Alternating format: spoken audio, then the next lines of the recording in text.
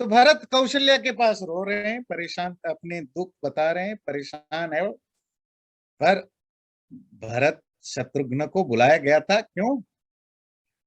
दशरथ का dead body पड़ा हुआ है, शव, उसका फ्यूनरल भी करना है, लास्ट राइट करना है, और टाइम बीत रहा है। जो काम करने वाले हैं, वशिष्ठ हैं, मंत्री हैं, दूसरे ऑफिसर है, उनकी ड्यूटी है कि राजा के शरीर को आज सुना जितना जल्दी हो सके उसको प्रॉपरली उसका फाइनल राइट किया जाए। तो वो सब पहुंच गए कौशल्या के पास कि कौशल जब पता चला भरत कौशल्या के रूम में, और कौशल्या को उन्होंने बोलने लगे। वशिष्ठ ने बोला, अलम शोकेन भद्रम ते राजपुत्र महायशः। बहुत हो गया आपका शोक भरत, अब शांत हो जाइए। प्राप्त कालम नरपते गुरु संज्ञानम उत्तमम। लेट हो रहा है, काफी देर हो चुका है। महाराज जी के जो लास्ट राइट है, जो अंतिम संस्कार है शरीर का, उसको जल्दी से जल्दी हमें अच्छे ढंग से करने की जरूरत है। वसिष्ठस्य वच श्रुत्वा भरतो धारणाम गतः प्रेत कार्याणि सर्वाणि कारयामास धर्मवीर। वशिष्ठ के ये वचन सुन करके भरत ने अपने आप को कंसोल किया, अपने आप को शांत किया, और जो भी प्रेत कार्य हैं वो सब प्रेत कार्य को उन्होंने किया। शब्द आया प्रेत कार्य, कार्य तो समझ गए कहाँ प्रेत कार्य। आफ्टर डेथ जो भी रिचुअल्स होते हैं, किसी के मरने के बाद जो भी रिचुअल्स होते हैं, जैसे फाइनल राइट्स करना, क्रिमेशन करना, क्रिमेशन के बाद जो भी अस्थि संचय करना, मतलब वो जो ऐश है उसको कलेक्ट करना, पानी में विसर्जित करना, और भी जो भी रिचुअल्स होते हैं, उसको प्रेत कर्म या प्रेत कार्य कहते हैं। प्रेत का अर्थ घोस्ट या स्पिरिट नहीं, जिस रूप में लोग जानते हैं। तो प्रेत का क्या अर्थ है? प्र उपसर्ग, इण धातु, इण मतलब गो, ई गतौ, त प्रत्यय लग गया इत, अच्छी तरह जो चला गया। जैसे हम जाते आते, और जो जाता है आता नहीं है, परमानेंटली चला गया। तो जो परमानेंटली चला गया उसको प्रेत कहते हैं, means someone who is dead. तो जो मर गया वो प्रेत है, और जो जिंदा है उसको क्या बोलते हैं? भूत। तो आप और हम सब भूत हैं। अब गीता में, उपनिषद में सब जो पढ़ते हैं ना, भूत का मतलब प्राणी। क्यों बना? उसकी एटिमोलॉजी क्या है? भू मतलब होना, भवती इति भू, तब प्रत्यय, जो बन गया, जो पैदा हो गया वो भूत। पंच महाभूत है, वो भी भूत है क्योंकि वो बने हैं, they are made, they are created. हम सब भूत हैं, जब पैदा हो गए तो भूत बन गए, जब मरेंगे तो प्रेत बनेंगे। जब आप उपनिषद में पढ़ते हैं, यस्तु सर्वाणि भूतानि आत्मन्येवानुपश्यति, इस उपनिषद में, कठोपनिषद में, अलग अलग उपनिषद में आता है, जो सभी प्राणी सभी भूतों में खुद को देखता है और खुद में सभी भूतों को देखता है। तो कौन सा भूत है? अपने दादा परदादा का सब मरा हुआ आत्मा देखता है? नहीं, प्राणियों को, जो सब प्राणियों में, उसी आत्मा को वो सब प्राणियों में देखता है। अपने में भी जो आत्मा है, सब प्राणियों में वही आत्मा है। तो वहां भूत मतलब प्राणी हुआ। तो प्रेत का मतलब जो मर गया। प्रेत कर्म क्या? ऐसा कर्म जो मरे हुए व्यक्ति के लिए किया जाता है, ऐसा कार्य जो मरे हुए व्यक्ति के लिए किया जाता है। तो अब भरत ने वो सारे प्रेत कर्म करना शुरू कर दिया। उद्धृतम तैल संरोधात सतु भूमौ निवेशितम आपीत वर्ण वदनम प्रसुप्तम इव भूमिपम संवेश्य शयने चाग्रे नाना रत्न परिष्कृते ततो दशरथम पुत्रो विललाप सुदुखितः। उसके बाद दशरथ का शरीर वो जो ऑयल कंटेनर में, तेल के पात्र में रखा गया था, उसमें से उसको निकाल करके जमीन में रखा गया। उनका शरीर, फेस सब पीला पड़ गया था। ऐसा लग रहा था मानो इतने दिन हो गए मरे हुए, ऐसा लग रहा था मानो कि राजा अभी सोए हुए हैं। तेल के पात्र से निकाल करके जमीन में रखा गया। तब भरत दोबारा रोने लगा कि हे राजन, आपने मुझे मायके अपने मामा के घर भेज करके क्यों आप चले गए? अपने राम और लक्ष्मण को जंगल भेज दिया, आप चले गए, मुझे बुला लेते। यास्यसि महाराज इत्थम् दुखितम जनम, मेरे जैसे दुखी आदमी को अकेले छोड़ करके आप कहाँ चले गए? ये जो अयोध्या नगरी है वो आपके बिना कैसी रहेगी? मेरा क्या होगा? धरती, ये जो अयोध्या नगरी है आपके बिना विधवा मीन्स किंगलेस, रूलरलेस हो गया है। एवं इस तरह वो रोने लगे। जब वो रोने लगे, एवं विलपमानम तम भरतम दीन मानसम अब्रवीत वचनम भूयो वसिष्ठस्तु महामुनि।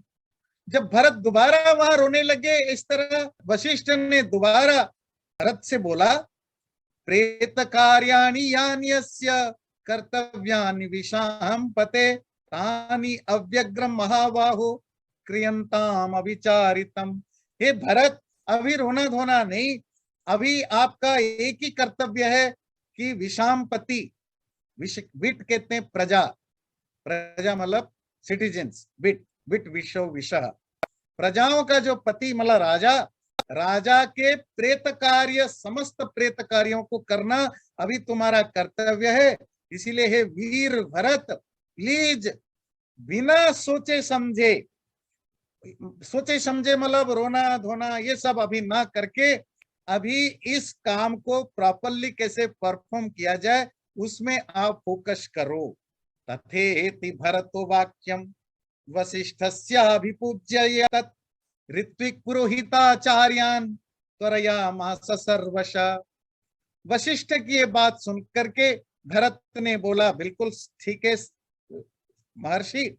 तो उसके बाद जो भी वहां ऋत्विक पुरोहित मतलब जो प्रीस्ट थे, प्रीस्ट की अलग अलग कैटेगरी होती है, तो अलग अलग तरह के जो पुरोहित आचार्य ऋत्विक लोग थे उन सबको उन्होंने क्विक कराया कि जल्दी जल्दी आप शुरू करिए।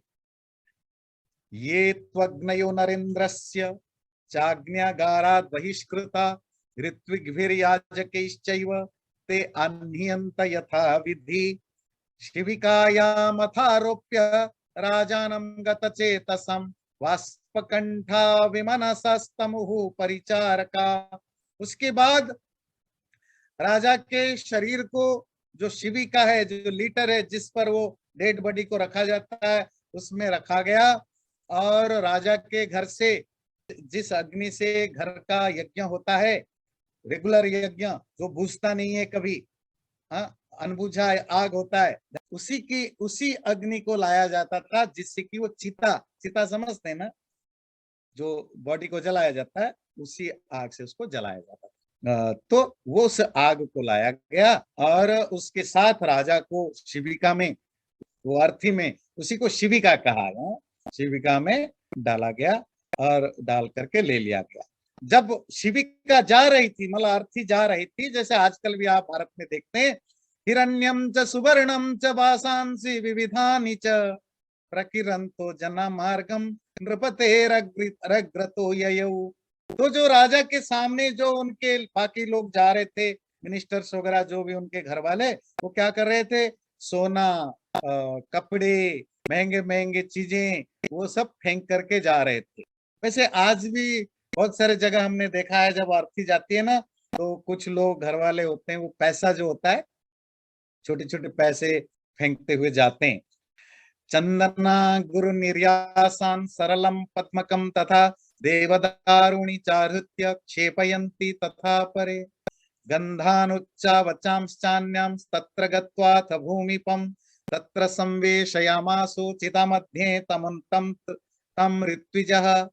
और उसके बाद वो शिविका या अर्थी जब पहुंच गया श्मशान में, सरजू नदी के किनारे, तो वहां पर चंदन की, अगुरु की, चंदन वाला जो सैंडल है, तो इस तरह के लकड़ियां लाई जा गई, और जो अच्छे खुशबू वाले जो क्या कहते हैं, गुगुल, रेजिन, अलग अलग तरह के जो खुशबू वाले जो चीजें होती हैं, हर्ब्स होते हैं, उनको लाया गया। और वो जो महंगे लकड़ी वगैरह उस पर राजा की बॉडी को लेटाया गया, उसमें अच्छे सुगंधित हर्ब्स वगैरह को डाला गया। तदा हुताशनम भूत्वा जेपुस्तत्ऋत्विजः जगुश्चैते यथा शास्त्र तत्र सामानि सामगा। तब उसके बाद उसमें आग लगाया गया। आग जब लगाया गया, जो वहां ऋत्विक ब्राह्मण पुरोहित थे, अलग अलग वेद के विद्वान, उन्होंने आपके अलग अलग वेद के मंत्रों को पाठ किया। शिविकाभिश्च यानैश्च यथार्हं तस्य योषितः नगरान्निर्युस्तत्र वृद्धैः परिवृतास्तदा। तब अलग रास्ते से पालकी वगैरह से, पालकी या दूसरे तरह के वाहनों से जो घर की महिलाएं थीं, स्त्रियां, उन स्त्रियों को भी लाया गया नगर से बाहर उस स्मशान के पास, जिनके चारों तरफ बुजुर्ग और जो उनकी लेडी बॉडीगार्ड वगैरह थे, उनके साथ रानी के जो भी महल के जो मेन महिलाएं हैं, वो भी सब वहां पहुंचे। प्रसव्यम चापितम चकुः ऋत्विजोग्निचितम नृपम स्त्रियश्च शोक संतप्ता कौशल्या प्रमुखास्तदा। तब जो ऋत्विज या जो पृष्ठ है और कौशल्या आदि जो स्त्रियां हैं, सब बड़े दुखी से रहे, और उन्होंने सबने राजा के लिए जो सीता का उन्होंने परिक्रमा किया, रिवर्स परिक्रमा करते हैं, और आग लगाया। जैसे आपको रामायण के शुरू में आपको पता है, परिक्रमा करना, कोई भी रेस्पेक्टेड पर्सन हो, जब उसे विदाई लेते थे या मिलने आते थे, तो उसको जो नमस्ते करते थे उसकी परिक्रमा करते थे। आजकल वो ट्रेडिशन खत्म हो गया है, वो ट्रेडिशन मंदिरों में है, सिर्फ वो मूर्ति की परिक्रमा करने में रह गई। पर पहले मूर्ति वगैरह तो का कोई कंसेप्ट ही नहीं था। कोई भी एडोरेबल रेस्पेक्टेबल हो, पिता, आपने वाल्मीकि रामायण में सैकड़ों बार पढ़ा, जैसे राम दशरथ से मिलने आए, मिलके जब गए तो परिक्रमा करके गए, या विश्वामित्र को मिले तो उनका परिक्रमा किया। तो ये परिक्रमा जो है वो एडोरेबल पूजनीय लोगों का किया जाता है। पर एक चीज, जो जो डेड बॉडी की जो परिक्रमा की जाती है, वो हमेशा एक इंटरेस्टिंग जो आपको इंफॉर्मेशन हो, जानकारी, जितने जो प्रेत कर्म में जो कुछ भी होता है, प्रेत कर्म समझते हैं, जो अंत्येष्टि संस्कार है, लास्ट राइट में, सब उल्टा होता है। मोस्ट ऑफ चीजें उल्टा होता है। जैसे ये प्रिस्क्राइब किया जाता है कि नॉर्मल जो ह्यूमन बींग है, वो नॉर्थ की तरफ हेड नहीं करेगा, कि वो नॉर्थ पोल के कारण उसको मना किया जाता है कि आपका सर जो है नॉर्थ को नहीं, साउथ को होना चाहिए, और नॉर्थ को पैर होना चाहिए। पर जो डेड बॉडी है वो नॉर्थ की तरफ उसका हेड होता है। इसी तरह जब परिक्रमा करते हैं तो क्लॉकवाइज करते हैं, पर जब बॉडी की परिक्रमा होती है वो एंटी क्लॉकवाइज होती है। क्योंकि ये जो प्रेत, जो जो डेड बॉडी के साथ जो भी कर्म होता है, ये अशुभ है, ये इम्प्योर है, तो और ये अनहाइजेनिक चीजें हैं। तो इन चीजों में कुछ चीजें उल्टा की जाती है। तो करने के बाद आग लगा के सब चले गए। उसके बाद सब नारियों ने जोर जोर से रोने लगे। जब आग दिया गया चिता में, सब पक्षियों की तरह, जैसे बहुत सारे पक्षी एक साथ मिलके जोर जोर से चिल्लाते हैं, उसी तरह सब महिलाएं जोर जोर से वहां चिल्लाने लगी, रोने लगी। कृत्वोदकं ते भरतेन सार्धं नृपांगना मंत्री पुरोहिताश्च पुरं प्रविश्याश्रुपरितं परितनेत्राः धूमौ दशाहं व्यनयन्त दुःखम।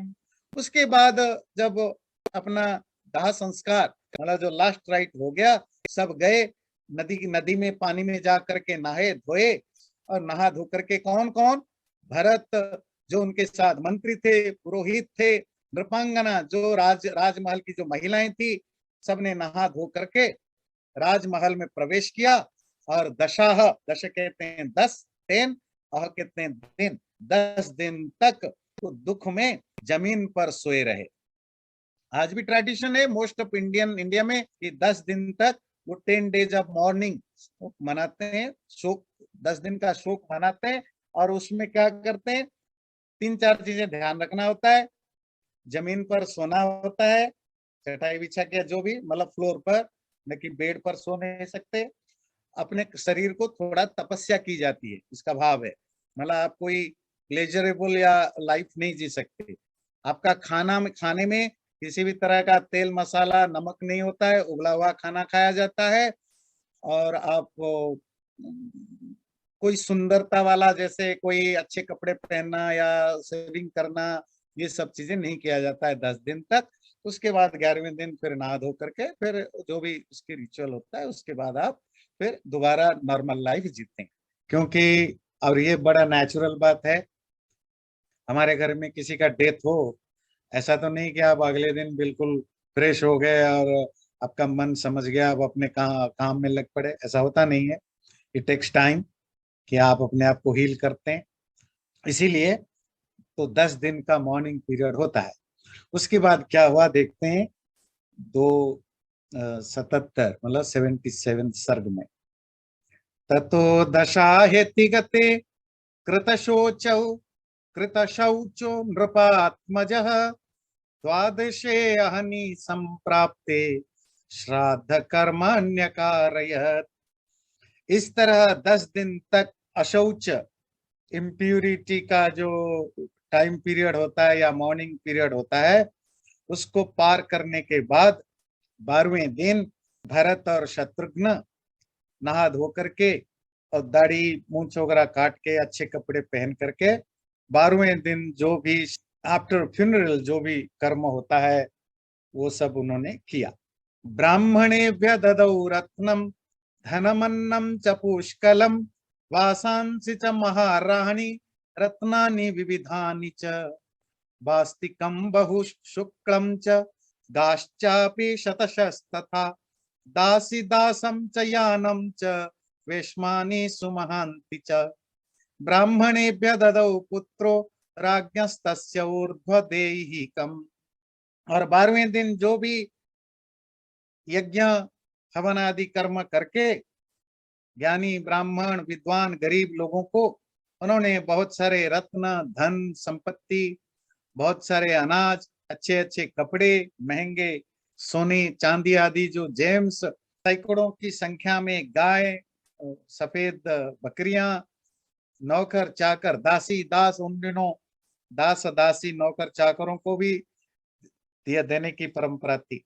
नौकर चाकर, बड़े वेश्मानी, वेश्म कहते हैं घर, बड़े अच्छे अच्छे सुंदर सुंदर घर, ये सब चीजें भरत ने अपने पिताजी के और्ध्वदेही का जो अंत्येष्टि, जो अंतिम संस्कार के रूप में, दान के रूप में ये सब उन्होंने दिया।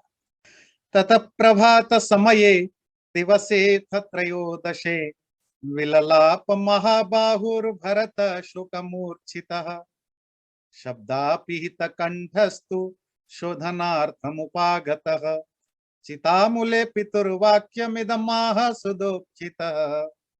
अगले दिन 13वें दिन, वो 13th डे को, जिस दिन वो अस्थि संचय जिसको कहते हैं, मरने के बाद जो जला दिया जाता है, जलाने के बाद कुछ हड्डियां, छोटी छोटी हड्डियां जली नहीं जली हुई होती हैं, उन नहीं जली हुई अस्थि या हड्डियों को इकट्ठा किया जाता है और जो बॉडी का जो राख है उन सबको इकट्ठा किया जाता है करके, हर जगह हर एक के हिसाब से अलग अलग, कहीं इसको पानी में डाला जाता है, कहीं जंगलों में, कहीं खेतों में, जिसकी जिस तरह की इच्छाएं होती हैं उस तरह किया जाता है।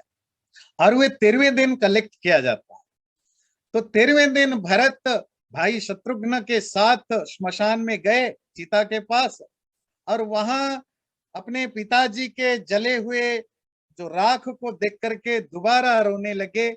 जहां उनकी अस्थि संचयन, बचे हुए जो बोन्स हैं उसको कलेक्ट करने गए थे, वहां देख करके रोने लगे।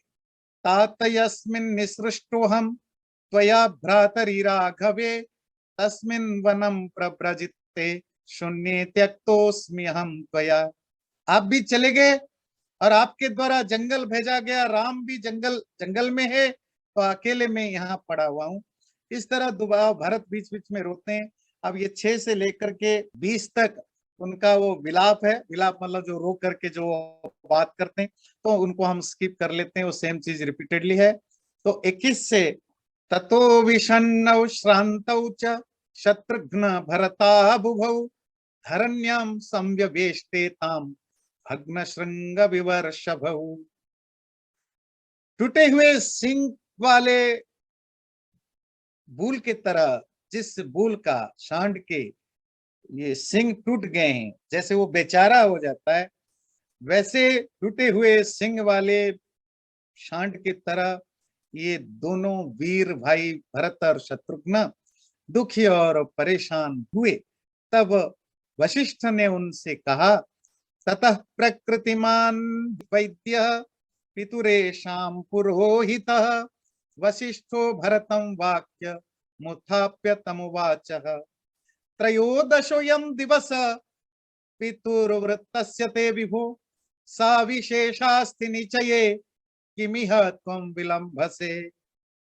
तब बड़े शांत गंभीर विद्वान अपने पिताजी के पुरोहित ऋषि वशिष्ठ ने भरत को उठा करके बोला, बेटे आज तुम्हारे पिताजी के 13वां मृत्यु का 13वां दिन है और ये तुम्हारा ड्यूटी है, कर्तव्य है, जो सविशेष अस्थि है, जो बचे हुए जो अस्थि है या जो हड्डी है, उनको कलेक्ट करना तुम्हारा काम है। तुम यहाँ रोना नहीं चाहिए तुम्हें। त्रीणि द्वंद्वानि भूतेषु प्रवृत्तान्यविशेषतः तेषु च परिहार्येषु नैवं भवितुमर्हसि। और भरत ध्यान रखो, हर प्राणी को, जो भी भूत है, पिछले बार भूत की बात कर रहे थे ना, जो भी पैदा हुआ है भूत, उसके लाइफ में 3 पेयर्स तो जरूर आते ही आते हैं। वो त्रीणि द्वंद्व, वो 3 द्वंद्व पेयर्स क्या होते हैं? सुख और दुख का पेयर साथ में आते हैं। इसी तरह भूख और प्यास का पेयर साथ में आते हैं।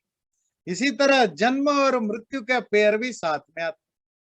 ये जो 3 द्वंद्व है वो हर प्राणी के जीवन में आते हैं और ये अपरिहार्य है, ये इनएविटेबल है, इसको कोई नहीं इससे अलग हो सकता।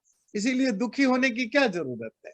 अगर आपने गीता पढ़ा हो तो 2nd चैप्टर में कृष्ण सेम चीज कृष्ण अर्जुन को बोलते हैं कि ये जन्म जातस्य ही ध्रुवो मृत्युर ध्रुवम जन्म मृतस्य च तस्माद अपरिहार्येर्थे न त्वं शोचितुमर्हसि। जन्म के बाद मृत्यु, मृत्यु के बाद जन्म आता रहता है, तो इसीलिए क्योंकि ये बहुत इनएविटेबल है, तो तुम्हें इसमें दुख करने की कोई जरूरत नहीं है। तो ज्ञानी लोग इसी तरह के कौंसल करते हैं। सुमंत्रश्चापि शत्रुघ्नम् उत्थाप्याभिप्रसाद्य च श्रावयामास तत्त्वज्ञ सर्वभूत भवाभवम्। इसी तरह सुमंत्र ने भी, मंत्री सुमंत्र ने शत्रुघ्न को उठा करके उनको भी ज्ञान की बातें सुनाया, जो भव और अभव, पैदा होना और नष्ट होना, डेथ एंड बर्थ। भव कहते हैं पैदा होना, बनना, अभव मतलब अब्सेंट में या नॉन एग्जिस्टेंस में चले जाना, डेथ। इनकी जो तत्व है, जो इनकी रियलिटी है, उसको उन्होंने समझाया। उत्थितौ च नर व्याघ्रौ प्रकाशेत यशस्विनौ वर्षा तप परिक्लिन्नौ पृथक इंद्र ध्वजा विव। और तब दोनों पुरुष व्याघ्र, ऐसा इंसान जो बाघ जैसा हो, ये थोड़ा Indian way of rhetoric expression है। तो दोनों भाई, यशस्वी भाई खड़े हुए। खड़े होने के बाद अश्रुणि परिमृद्गन्तौ रक्ताक्षौ दीनभाषिणौ अमात्यास्त्वरयन्ति स्म तनयौ चापरा क्रिया। और ये दोनों भाई जिनके आंखें लाल हो गया है, आंसू बहती रहती है, बड़े बेचारगी के साथ बात करते हैं, ऐसे दोनों भाइयों को, जो वहां मिनिस्टर्स या ऑफिसर्स थे, उन दोनों ने उनको थोड़ा उनको पुश किया कि आप जल्दी जल्दी इन सब चीजों को करें। मतलब इस तरह आप जहां भी जाएं रोते रहेंगे तो कोई जो आपकी रिचुअल्स हैं, जो आपकी ड्यूटीज है, फुलफिल नहीं होगा। और बाकी भी जो एक्टिविटीज है उसको करने के लिए उनको त्वरित किया या उनको थोड़ा जल्दी फास्ट करने के लिए प्रेरित किया। तो 13वें दिन वो उन्होंने अस्थि संचय किया। अस्थि संचय क्लियर है ना? जो जो जो रिमेनिंग जो बोन्स होते हैं उसको कलेक्ट करते हैं, कल उसी दिन नहीं डालते हैं, उसको ले आकर के रखते हैं, जो भी रिचुअल होता है। फिर उसी दिन या कभी भी जा करके किसी नदी में, समुन्द्र में या किसी खेतों में, जंगलों में, वो अलग अलग हिसाब से उसको डाल देते हैं। उसी दिन सारा रिचुअल करने के बाद भरत और शत्रुघ्न अपने उसी राजमहल में किसी जगह खड़े होकर के आपस में बात कर रहे हैं, दुखी हैं, परेशान है, सेम चीज रोते रहते हैं। ये मेरी माँ ने अच्छा नहीं किया, पिताजी ने अच्छा नहीं किया, पिताजी को ऐसा नहीं करना चाहिए था, भाई राम को भेजना नहीं चाहिए था। ऐसे ही एक दूसरे से दुख शेयर कर रहे हैं। तभी उधर से मंथरा बड़े सजी धजी होकर के, महंगे महंगे कपड़े पहन करके, बड़े महंगे जो रानियों के आभूषण, क्योंकि कैकेयी की प्रिय है ना, कैकेयी ने खूब दिया होगा, तो बड़े सुंदर सुंदर जो महंगे महंगे ऑर्नामेंट्स सब पहन करके, और बहुत सारे नौकर चाकरानियों के साथ उधर से आ रही थी। जो कैकेयी भवन से वो बाहर निकल के आ रही थी, तब उसको वहां जो द्वारपाल था, जो गेट कीपर थे, तो उन्होंने उसको पकड़ लिया। गुस्सा तो सबके अंदर है, वो रानी महल में थी तो थी, अभी पहली बार बाहर आई है रानी महल से, तो द्वारपाल ने गुस्से में पकड़ लिया। गुस्से में कि यही है वो महिला जिसके कारण हमारे महाराज जी का मृत्यु हुआ, यही महिला है जिसके कारण राम जैसा हमारा राजकुमार जंगल को गया, लक्ष्मण जंगल को गया, सारे परेशानियों का जड़ है। तो उन्होंने उसको जोर से पकड़ के शत्रुघ्न के पास ले आए। बोले ये है वही पाप करने वाली दुष्ट महिला, आप इसके साथ जो करना है करिए। तो शत्रुघ्न पहली बार मंथरा को देखा, देखते ही उसकी बाल पकड़ी, जोर से पकड़ के जमीन में गिराया और खींचने लगी। कैकेयी को बुरा भला कहते हुए शत्रुघ्न ने मंथरा को खींचते हुए चला कि हे कैकेयी, तुम कितनी पापिनी हो, तुमने क्या क्या पाप किया है, तुम्हारे कारण तुम ये दशरथ राजा मरे, को वो बहुत निंदा करके। तो जब मंथरा को वो खींचने लगी, तो मंथरा के साथ जो राजमहल की दूसरी महिलाएं आई हुई थी, दास दासियां थी, वो डर के भागने लगे। शत्रुघ्न के आंखें लाल लाल होकर के, गुस्से में लाल पीला, और उनको लगा अगर हम आसपास रहे और शत्रुघ्न किसी को भी मार सकता है, फांसी दे सकता है, मौत की सजा दे सकता है, तो सब दौड़ के भागने लगे कि मंथरा के साथ हमें देखेंगे तो शत्रुघ्न को लगेगा हम भी सब मंथरा से के पार्टनर है। तो दौड़े दौड़े कहाँ जाएं, कहाँ शरण ले। उनको लगा कि कौशल्या के पास चले जाएं तो कौशल्या हमें बचा सकती है, क्योंकि भरत शत्रुघ्न कौशल्या की बात जरूर मानेंगे। तो वो कौशल्या के पास डर के चले गए। तब शत्रुघ्न ने गुस्से से मंथरा का बाल पकड़ के जमीन पर तब गिराया हुआ है, और कैकेयी को भला बुरा कह रही है। कैकेयी को ये सुनाई दिया ये बातें, शत्रुघ्न जब उनकी बुराई कर रही थी, उनको बहुत दुख हुआ। वो दुखी मन से भरत के पास गई कि प्लीज मुझे शरण में ले लो, मतलब मेरी रक्षा करो, शत्रुघ्न जिस गुस्से में आ रहा है तो शायद मुझे और मंथरा को मार डाले, प्लीज मंथरा को छोड़ दो। तो भरत को उन्होंने रिक्वेस्ट करने लगे। तो भरत शत्रुघ्न को जाकर समझाया, भाई हिम्मत करो, ये महापापिनी है, इन्होंने सब बर्बादी की है, पर हम इनको मार नहीं सकते। एक तो नारी अवध्या होती है, अवध्या मतलब कोई भी नारी वो दंड देने लायक या मारने लायक नहीं होती, उनको मारना नहीं चाहिए, किसी भी तरह से कष्ट या मारना नहीं चाहिए, पहली चीज। दूसरी चीज,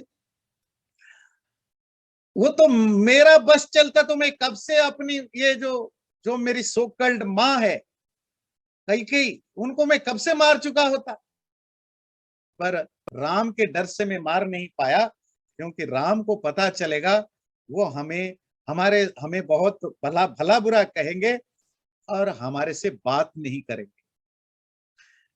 तो इसीलिए मंथरा को भी छोड़ दो। अगर राम को पता चले कि हमने मंथरा को मार दिया, तो फिर राम जीवन भर हमसे बात नहीं करेंगे, और मैं ये नहीं चाहता हूं राम हमसे नाराज रहे, इसीलिए आप उनको छोड़ दो। ऐसा सुनकर के शत्रुघ्न ने मंथरा को छोड़ दिया। तब मंथरा दौड़े दौड़े कैकेयी के पास गई, जोर जोर से चिल्ला करके रोने लगी, और कैकेयी ने उनको सलाह सहलाया और उनको आश्वासित किया। चैनल को सब्सक्राइब जरूर करें और वीडियो अच्छा लगे लाइक भी जरूर करें।